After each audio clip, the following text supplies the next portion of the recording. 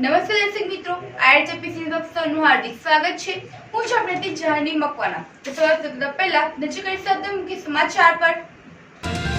જંબુસરમાં રિક્ષાના ગેરેજમાં ભયંકર આગ, વહેલી સવારે આગ લાગતા મોટું નુકસાન। ભરૂચ ત્રાલસા અસ્મિતા વિકાસ કેન્દ્રમાં 10 મનોદિવ્યાંગ બાળકોને દત્તક લેવાયા। ભરૂચમાં શ્રી મહાવીર સ્વામીની જન્મ જયંતિની ઉજવણી। ભરૂચના શ્રીમાળી પોળમાં આવેલા ઐતિહાસિક જૈન દેરાસરમાં ભગવાન મહાવીર સ્વામીની જન્મ જયંતિ નિમિત્તે ધાર્મિક કાર્યક્રમો યોજાયા। શ્રી મહાવીર સ્વામી જન કલ્યાણ નિમિત્તે જૈન સમાજની ભવ્ય શોભાયાત્રા નીકળી। ભરૂચ જિલ્લામાં ઉનાળાની કાળઝાળ ગરમી વચ્ચે આગના બનાવો બનતા હોય છે, ત્યારે ભરૂચ જિલ્લાના જંબુસરમાં વધુ એક આગનો બનાવ સામે આવ્યો છે। જોધલપુર સોસાયટીની બહાર આવેલા જોન્ટિંગ રિક્ષા ગેરેજમાં મોટી આગ લાગી હતી। આગ લાગવાનું કારણ હજુ જાણી શકાયું નથી, પરંતુ આગ લાગતાની સાથે આજુબાજુની સોસાયટીના રહીશો દ્વારા ફાયરને જાણ કરવામાં આવતા જંબુસર નગરપાલિકાની ફાયર ફાઇટરની ટીમ ઘટના સ્થળે દોડી આવી આગ ઉપર કાબુ મેળવવાના પ્રયાસો કર્યા હતા। કોઈપણ પ્રકારની અનિચ્છનીય ઘટના ન બને તે હેતુસર પોલીસ કાફલો પણ દોડ્યો હતો। સવારે મળસ્કે 3:45 વાગે આગ લાગી હોવાનું માનવામાં આવ્યું છે। રિક્ષા રિપેરિંગ ગેરેજ હોવાના કારણે ઓઇલ જેવા પદાર્થોના કારણે આગ ઓલવવામાં ભારે જહેમત ઉઠાવવી પડી હતી। ભરૂચ ત્રાલસા ગામ ખાતે આવેલા અસ્મિતા વિકાસ કેન્દ્ર સંસ્થામાં પણ 10 મનોદિવ્યાંગ બાળકોને દત્તક લેવામાં આવ્યો છે। અસ્મિતા વિકાસ કેન્દ્ર 2007થી મનોદિવ્યાંગ બાળકો માટે નિઃશુલ્ક નિવાસી શાળા ચલાવી રહેલા છે। અહીં આખા ગુજરાતમાંથી દૂર દૂરના ગામડાઓમાંથી પણ આવીને મનોદિવ્યાંગ બાળકો નિવાસ કરે છે। વિશિષ્ટ શિક્ષણ તથા વ્યવસાયી તાલીમ સાથે પગભર કરવાનો શ્રેષ્ઠ પ્રયત્ન કરવામાં આવે છે। આ બાળકોને અનુલક્ષીને અનેક વિવિધ પ્રોજેક્ટો પણ કાર્ય થઈ રહેલા છે। આ દિવ્યાંગ બાળકોની શારીરિક માનસિક તકલીફોને અનુલક્ષીને વિવિધ થેરાપીઓ, કાઉન્સેલિંગ સેન્ટર તથા ડેન્ટલ ઓપીડી સેન્ટર, ગૌશાળા ચલાવવામાં આવે છે અને બાળકો માટેની અહીંની તમામ સુવિધાઓ તદ્દન નિઃશુલ્ક ઉપલબ્ધ કરવામાં આવે છે।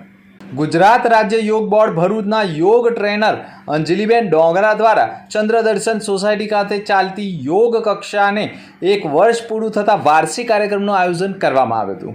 ચંદ્રદર્શન સોસાયટીના યોગ સાધક બહેનોએ આ પ્રસંગે યોગ નૃત્ય કરી ભવ્ય અને દિવ્ય રીતે કાર્યક્રમને ઉજવ્યો હતો, જેમાં ગુજરાત રાજ્ય યોગ બોર્ડ ભરૂચના યોગ ટ્રેનરો મોટી સંખ્યામાં જોડાયા હતા। તેઓએ પોતાના મંતવ્યો વ્યક્ત કર્યા હતા અને તેઓએ સન્માનિત કરવામાં આવ્યા હતા। આ પ્રસંગે અતિથિ તરીકે ભારતીય જનતા પાર્ટીના ભરૂચ જિલ્લાના પ્રમુખ પ્રકાશ મોદી, ગુજરાત રાજ્ય યોગ બોર્ડ ભરૂચના કોર્ડિનેટર ભાવિનીબેન ઠાકર, પતંજલિ મીડિયા પ્રભારી સાઉથ ગુજરાત અને ગુજરાત રાજ્ય બોર્ડના સિનિયર યોગ કોચ પ્રકાશચંદ્ર પટેલ, મહિલા પતંજલિ યોગ સમિતિ ભરૂચના જિલ્લા પ્રભારી હેમાબેન પટેલ, ચંદ્રદર્શન સોસાયટીના પ્રમુખ અશ્વિન વાઘેલા, યોગ કોચ બિનિતાબેન પ્રજાપતિ, સેવાભાવી ઉપેન્દ્ર ડોગરા તથા યોગ સાધક પ્રભુભાઈ અને મોટી સંખ્યામાં યોગ સાધક બહેનો ઉપસ્થિત રહી હતી। भारत माता की जय, भारत माता की जय, वंदे मातरम, वंदे मातरम, वंदे मातरम। करो योग, करो योग, करो योग, करो योग, करो योग, करो योग। घर घर हम जाएंगे, सबको योग सिखाएंगे। घर घर हम जाएंगे, सबको योग सिखाएंगे। घर घर हम जाएंगे, सबको योग सिखाएंगे।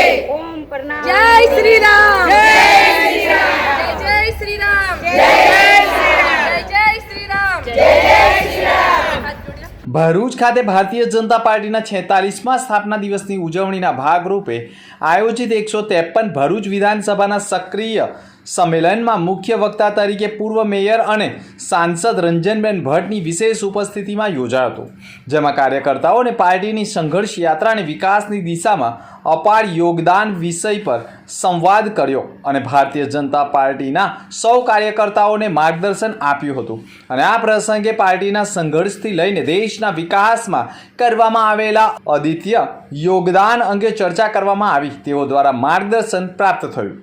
આ કાર્યક્રમમાં નવનિયુક્ત જિલ્લા અધ્યક્ષ પ્રકાશ મોદીનું ખેસ અને હાર પહેરાવી સન્માન કરવામાં આવ્યું। 153 વિધાનસભાના જનપ્રિય ધારાસભ્ય રમેશ મિસ્ત્રી દ્વારા જિલ્લામાં થયેલા વિકાસના કામોની રૂપરેખા આપવામાં આવી।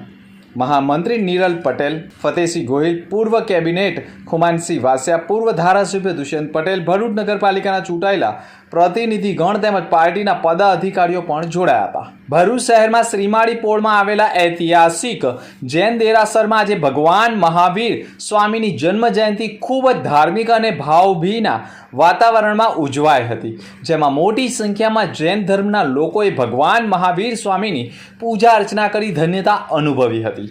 ભરૂચમાં દર વર્ષે ઉજવાતી આ પાવન તીર્થ નિમિત્તે દેરાસરને લાઇટિંગથી શણગાર કરવામાં આવ્યો હતો. વહેલી સવારે મંગળ આરતી અને ભગવાન મહાવીર સ્વામીના વિશેષ અભિષેક દ્વારા ઉજવણીની શરૂઆત થઈ હતી.